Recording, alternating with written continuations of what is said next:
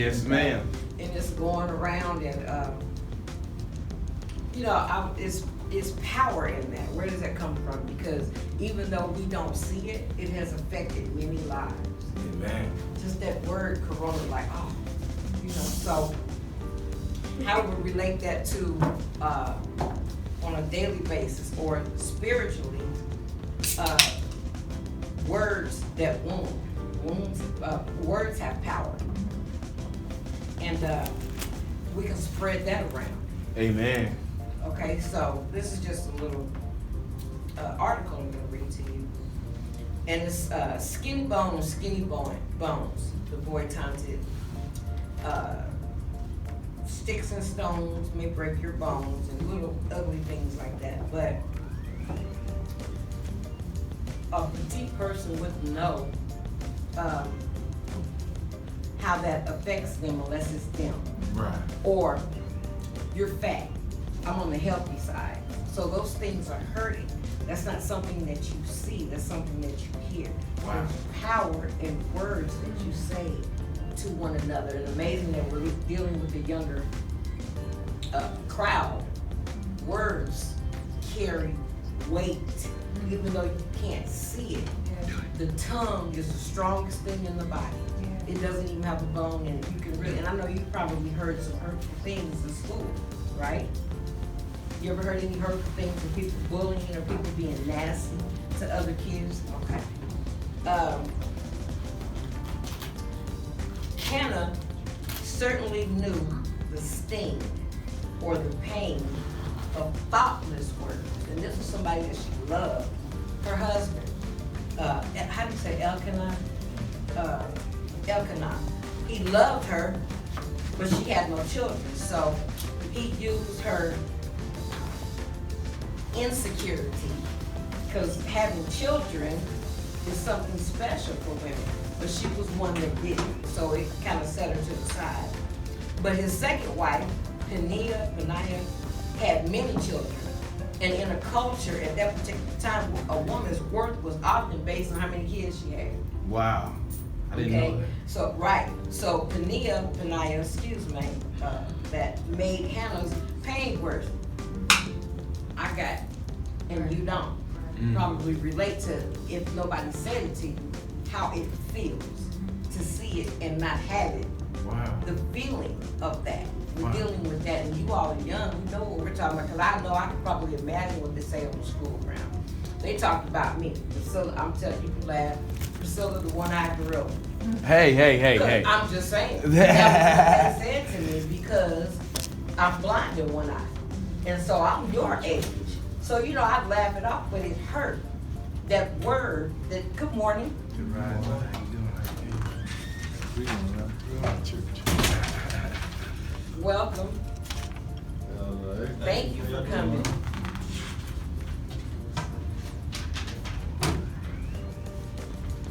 We're in the Sunday school message, and we're talking about words, the power of words that wound.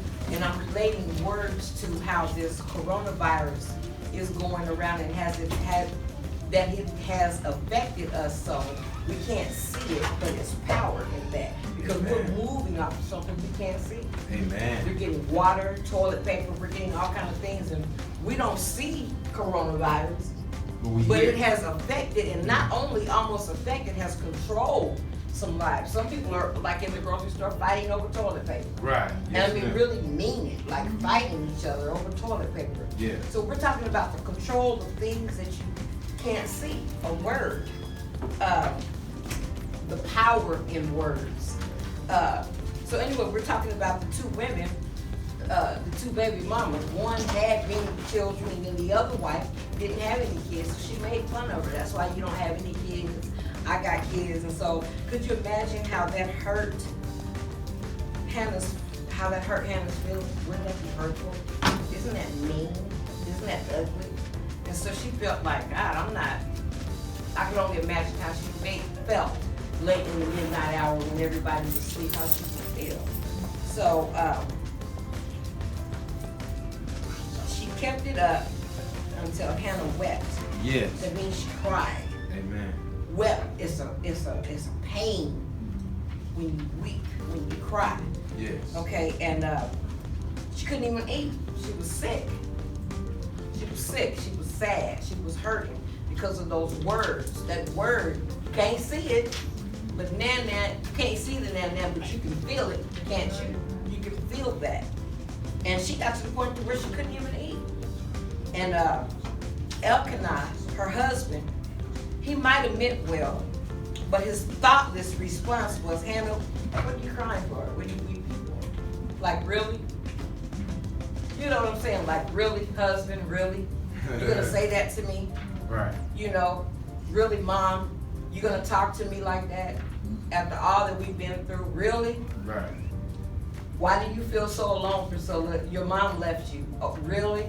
Really? Like, how insensitive could you be? Like, really? So now she's not only being made fun of by the other wife, because that was, in that particular time, that was the culture. They had many wives, 1, 2 wives. That's just what they did at that particular time. Yes. And his thoughtless response, thoughtless, he didn't think it out. Don't I mean more to you than 10 sons? Another gut-wrenching, like, really? Right. It's obvious I love you, I married you with your big head. So what are you talking about? You know, what are you talking about? Don't I love you more than, I love you, but you don't think I want to have a child for you? That's how much I love you. Here we go again, really? The power.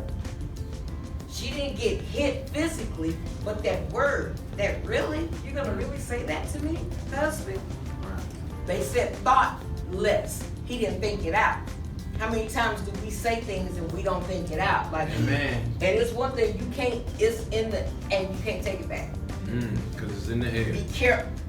Side note, on this Facebook stuff, be careful what you put out there. Because it's literally in a cloud. You'll see it or hear it again. You'll be held to those standards. Be careful what you put out there.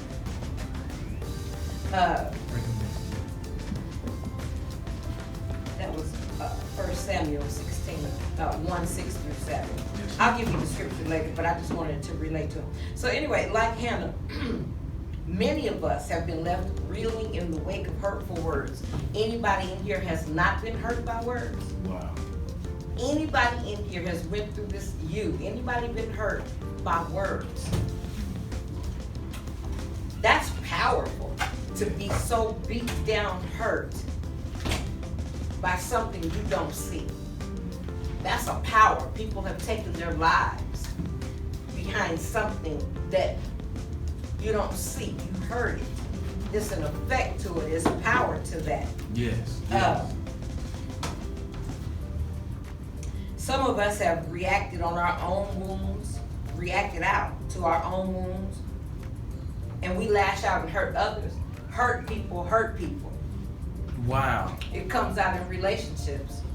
See, because if I don't heal that, by the time I got my bag, my garbage bag, so by the time I meet a man, he's got his garbage bag, and then we start beating each other with our bags. And what's in the bags? Things that my mom said, things that his father said. We have to be healed and delivered from those things. There's nothing wrong with you. It's just we don't understand the process of the power of words. So what can we do about that? That's what I love about stories. But all of us can run to our loving, compassionate God for strength and healing. He loves us. He rejoices over us, speaking words of love and grace. And where are those words at? In the book. Yes, ma'am. That's where we get our comfort. So how can we be like the virus? Did she just say that? Yeah. Try something different. I keep it short, but I want you to understand. I want it to penetrate. I don't be long, but it's strong. Yes, ma'am. Do something different this week. Maybe if you're, we're not really shaking hands too much these days. But if you could do this, hey, good morning, my brother.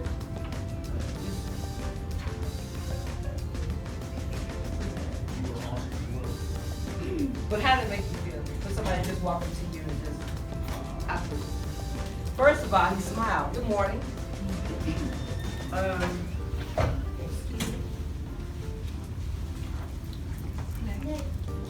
Good morning. Good morning. What does that mean? That's for you. A total strength. It made her smile. You see what I mean? That's control. That's control. Control means we can do it in a positive way. Take some index cards and just write something and just let that person know, you're awesome, have a good day. You don't know where a person is at because there's power in words. Don't you know one word can affect someone's whole day or the whole outlook on life? Because I deal with people, I deal with depression myself. There's a difference between depression and sadness, and I'm not preaching on mental health. We're just keeping it real in here. Keeping it real. These things are valid. Yes, So ma'am. words, yeah. So words, where can we go into a pop? God did what with words? Spoke. He created everything. Yeah. Go ahead with that, say that. He spoke everything into existence. Everything. So if he's got that power, and he says that we are created in whose image, His. we can go somewhere with that. So you have the power to give somebody life. Good morning, I love you. What do you mean I love you? I love you, I love you, I love you. How? I don't even know your name. I love you because of the God in me. That's how you know. You want to figure out where a person's coming from? It's how they treat you. Oh, Lord. It's the matters of the heart. Or how do I treat someone that needs me? That's when you really want something. Words. Word. Good morning. I love you. Pass it around more than the Bibles. Go on a hunt to save people's lives. You can save someone's life. You don't know if somebody's at that point of suicide, of giving up. We are in an area of town where homelessness is common. It's just the way of life. Some people can't get out of that. Or a relationship. I might be talking over your head, but you'll get it. Domestic violence. That type of pain. You might not have the solution to the pain, but you might be the one person or the one motion that can say, you know what, hold on, it's gonna be all right, I love you. The smile. The effect. The effect. So I'm gonna give out some index cards. Try it. It's kind of fun. It's really fun. You pull up on somebody. The reaction that you get is really amazing. It's like, where did I get this from? I don't want this. No, I'm not trying to sell you anything. I just want you to know how beautiful you are. Don't give up. A lot of people need to hear that, especially in this time, because we're so fearful of this virus thing. So what can we do? We're stronger than that. We're more than conquerors. Amen. Any questions? Any input? You did well done. No, nothing?